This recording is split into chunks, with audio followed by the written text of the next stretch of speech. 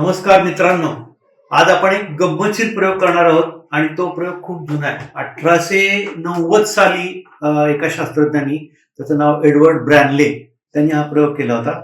आणि आता तो प्रयोग कसा आहे, त्याला लागणारं साहित्य काय आहे, आपण सगळं पाहूया. तर साहित्य लागणार आहे आपल्याला एक डबा, प्लास्टिकचा डब्बा, काही ॲल्युमिनियमच्या फॉइल्स. ही ॲल्युमिनियमची फॉइल जी आहे, ती फॉइल अशी गुंडाळून असा गोळा तयार करून असे आपल्याला भरपूर बॉल्स बनवायचे. त्याचे असे भरपूर बॉल बनवायचे आणि हे बॉल याच्यात टाकायचे. ओके. त्याच्यानंतर आपल्याला लागणार आहेत 2 ॲल्युमिनियमच्या किंवा कुठल्याही मेटलच्या पट्ट्या.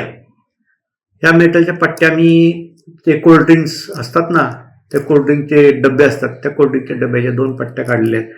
जर नाही मिळाल्या तर ॲल्युमिनियमची फॉइल अशी 2-3 वेळा फोल्ड करून त्याची अशी एखादी चांगली जाड पट्टी तयार करू शकता. अशी फोल्ड करून त्याची पट्टी तयार करू शकता. अशा 2 पट्ट्या. बॅटरी लागणार आहे, बॅटरीसाठी होल्डरही लागेल आपल्याला. एक कॉपर वायर, एक LED लाईट एमिटिंग डायोड लागेल आपल्याला, आणि बॅटरी होल्डर, एवढं साहित्य आपल्याला. आणि एक लायटर, एवढं लायटर म्हणजे गॅस लायटर, आपल्याला एवढं साहित्य लागणार आहे. तर आपण सुरुवात करूया. तर हे ज्या पट्ट्या आहेत, या 2 पट्ट्या आपल्याला याच्या आत बसवायच्या आहेत.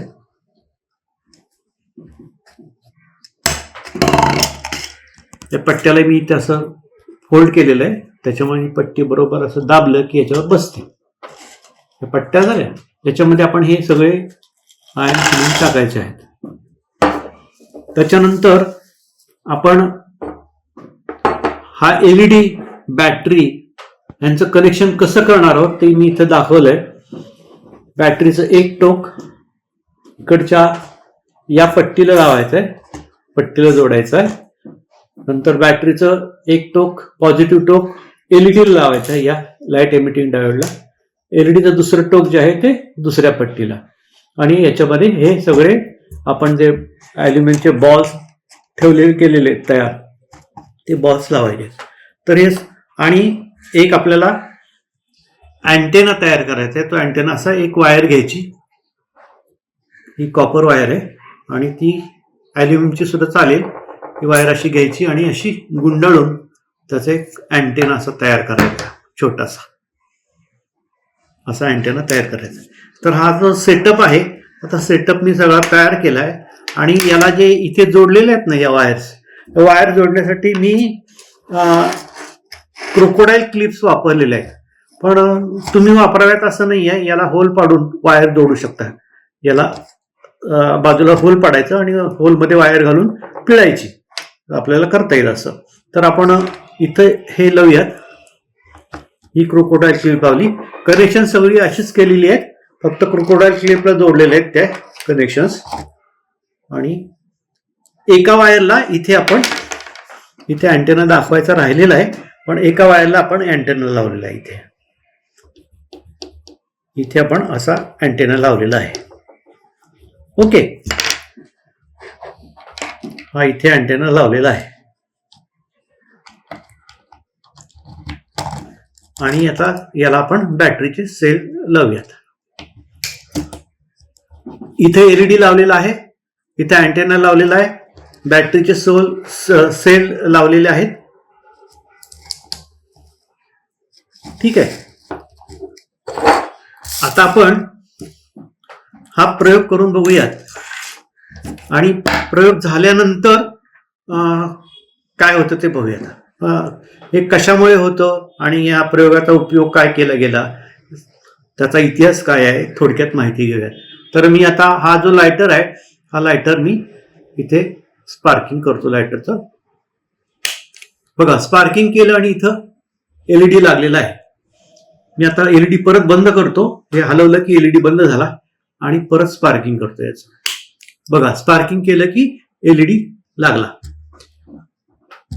आता इथे काय होत असावं, तर काय होतं, तर इथे ज्यावेळेस मी हा लायटर स्पार्किंग करतो लायटरचं, तेव्हा स्पार्किंग झाल्यानंतर याच्यातून इलेक्ट्रोमॅग्नेटिक वेव्हज तयार होतात, विद्युत चुंबकीय लहरी तयार होतात आणि त्या हाय फ्रिक्वेन्सीच्या असतात. त्या विद्युत चुंबकीय लहरी या अँटेनामधून जातात आणि हे जे अॅल्युमिनियमचे बॉल्स आहेत त्या अॅल्युमिनियमच्या बॉल्सवर त्याचा काय परिणाम होतो, तर ह्याचा जो रेजिस्टन्स आहे, त्यांचा जो रोध आहे तो रोध कमी होतो. ओरिजिनल जो प्रयोग केला गेला 1890 साली त्याच्यामध्ये त्यांनी मेटल फिलिंग्स वापरले होते, आपण इथे अॅल्युमिनियमचे बॉल्स वापरले. तर याचा जो रोध आहे किंवा रेजिस्टन्स जो आहे तो रेजिस्टन्स कमी होतो आणि रेजिस्टन्स कमी झाल्यामुळे याच्यातून विद्युत प्रवाह व्हायला लागतो आणि हा एलईडी लागतो. आपण पुन्हा एकदा हा प्रयोग बघूयात. बघा लागला, किती गंमतशीर प्रयोग आहे. पण हा प्रयोग ना ऍक्च्युली माइलस्टोन ठरला रेडिओ टेक्नॉलॉजी आहे किंवा रेडिओची जी हिस्ट्री आहे, हिस्ट्रीमध्ये हा माइलस्टोन एक्सपेरिमेंट आहे. आणि ऍक्च्युली रेडिओचा शोध लागण्यापूर्वी रेडिओ वेव्हज डिटेक्ट करण्यासाठी हा सेटअप लावला जायचा. आणि प्रसिद्ध शास्त्रज्ञ मार्कोनी आणि जगदीशचंद्र बोस या दोघांचे नाव रेडिओचा शोध लावण्यामागं घेतलं जातं. तर जो मार्कोनी होता त्या मार्कोनीनी वायरलेस टेलिग्राफ मध्ये याचा प्रोफेशनली वापर, व्यावसायिक वापर केलाय या अशा प्रकारच्या उपकरणाचा. तर एक फार सुंदर उपकरण आहे. 1890 साली हे अशा प्रकारचं एक उपकरण तयार केलं गेलं आणि आता ते आपण करून पाहिलेलं आहे. तुम्हाला हा प्रयोग आवडला असेल तर नक्की करून पहा, लाईक करा, शेअर करा आणि अर्थातच सबस्क्राईब करा. धन्यवाद.